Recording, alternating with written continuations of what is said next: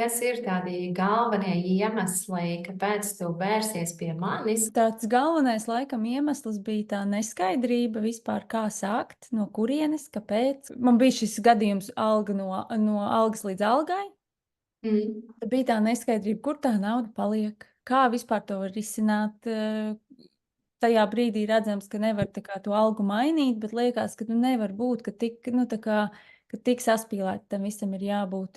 Es jūtu, ka ir iestājies tas nemieris, un tad man kaut kā gribējās atkal saprast, kā es varu aizkļūt līdz tam mieram arī tajā situācijā, kura man ir šobrīd, Mm. lai vismaz ir kaut kāds tā kā pamatiņš, tāda skaidrība tajā, ka es varu tā kā pārņemt vadību par to, kas ienāk manā kontā un kur tas aiziet. Kas bija tās emocijas, ar kādām tu nāci? Man bija bail, jo kaut kāds budžets man bija atlikts kaut kam, un tad bija varbūt kaut kāds sākumā tā neticība, vai tad tiešām kā tad būs. Un tad tā nedrošība par to, vai tas ieguldījums atmaksāsies. Laikam tā bija tā mana lielākā nedrošība. Kā tu jūties, vai tā bija pareizā izvēle, un šodien tu varētu teikt, nē, aiziet, ir jādara? Atskatoties, es noteikti redzu, ka tam bija ļoti liela nozīme, vērtība to darīt. Arī skatoties ar tiem uztraukumiem, vispārējo, es redzu, ka tas uztraukums ir vajadzīgs, lai tu pats vairāk nofokusētos un tiešām atrastu to īsto cilvēku, kam uzticēties arī. Jā, es noteikti nemaz nenožēloju gan ne to procesu, ne to ieguldīto summu, jo piedāvājums pilnībā atbilst tam, ko es esmu saņēmusi atpakaļ un pat vairāk. Tā drošība, liekas, cik tu tā kā par drošību, cik tu maksā. Tā kā jocīgs tāds vispār jautājums īstenībā. Tagad es domāju, ja kopumā man būtu jārēķina, cik es ietaupījusi, es noteikti varu skatīties savā drošības spilvenā.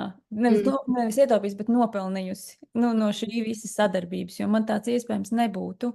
Es pati nebūtu atradusi to, kas man ir jādara, lai es līdz viņam tiktu, ka ir ļoti daudz rīki, ir ļoti daudz lietas, ar ko es pati tagad varu strādāt, kas ir tas, kuras es tā kā varu kaut kādā veidā atpelnīt, jo es zinu, ka es varu arī ietaupīt. Un tas ietaupījums vai tas uzkrājums, manuprāt, ir tas arī tas, ko es saņemu atpakaļ no tā visa. Tās manas zināšanas tajā, kā es to varu izdarīt. Kas ir galvenās lietas, ko tev izdevās izdarīt šajā procesā? Galvenais bija mana drošības pilvens un viena kredīta tā kā likvidēšana. Un kredītkartes likvidēšana. Gribās jau daudz, vajag tagad, un vajadzēja jau vakar, un tā, kad kaut kā to realitāti pieņemt, arī redzēt, kas ir iespējams, kas nav iespējams, kaut kā arī atvieglo. Tas kaut kā attīst arī to racionālo redzējumu, tā kā šis reāli nav iespējams, nebūs. Kā es tam lēnām varu pietuvoties. Tas iespējams aizies gadu, bet kādā veidā es tur varu aiziet, jo šobrīd nebūs man tagad neienāks kaut kas man kontā, lai es tur noliktu. Bet var nosaukt tādas 3 lietas, kas tavuprāt ir tāds tavs lielākais ieguvums? Tā drošība tajā, ka es to naudu pārvaldu, kas atnāk. Jā, tas, ka man ir tie mērķi. Noteikti ir tie rīki, kurus tu esi iedevusi, zināšanas noteikti. Un laikam arī jāsaka ticība sev vairāk. Jo no tiem uzliktiem mērķiem viņi tiešām visi ir piepildījušies. Es atceros, sākumā man likās, tas tā kā nereāli. Kā tu vari tagad novērtēt, kā tu šodien jūties par savām finansēm skalā no 1 līdz 5? Redzot, ka tiešām visi mērķi ir sasniegti. Salikts ir skaidri pa podiņiem, kas kur iet. 4,5.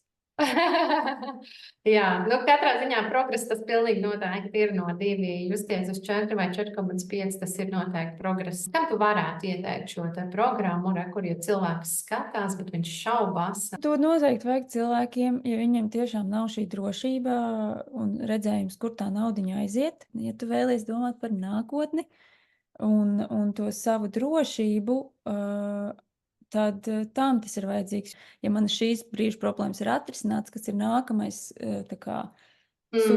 solis tajā, kas vēl vairāk drošību var iedot, kaut kādu gudrību tajā, kā man būs tā kā tajā 50, 60, 70 gados, ka es būšu jēsis, tajos 30 izdarīšu šito. Un ja gribās sakārtot šī brīža kaut kādu skaidrību, tad ļoti, ļoti, ļoti vērtīgi, jā.